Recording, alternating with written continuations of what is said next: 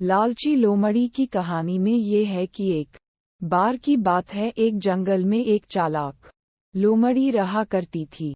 गर्मियों के दिन थे और वह भूख से परेशान होकर जंगल में भटक रही थी।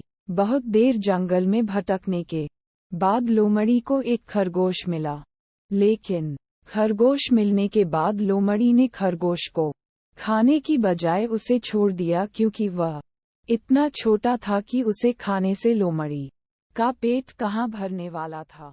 इसके बाद लोमड़ी आगे बढ़ी, फिर से जंगल में भटकने लगी। कुछ देर जंगल में भटकने के बाद भूखी लोमड़ी को एक हिरण दिखा। हिरण को देखते ही लोमड़ी के मुंह में पानी आ गया। लोमड़ी हिरण को पकड़ने के लिए उसके पीछे दौड़ने लगी। लोमड़ी ने अपनी पूरी ताकत से हिरण का पीछा किया, पर हिरण लोमड़ी की पकड़ में नहीं आया।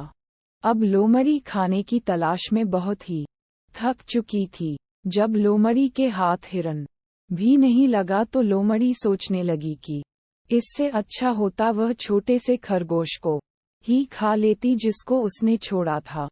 कुछ देर आराम करने के बाद लोमड़ी खरगोश को ढूंढने के लिए फिर से जंगल में भटकने लगी। जंगल में खरगोश को ढूंढते हुए लोमड़ी वहां पहुंची जहां उसने खरगोश रैबिट को देखा था, लेकिन लोमड़ी को वहां खरगोश नहीं दिखा। थक हारकर लोमड़ी को अपनी गुफा में लौटना पड़ा, जिसके बाद कई दिनों तक भूखी लोमड़ी अपनी गुफा में भूखा रहना पड़ा और बहुत दिन बीत जाने के बाद लोमड़ी को खाना मिला।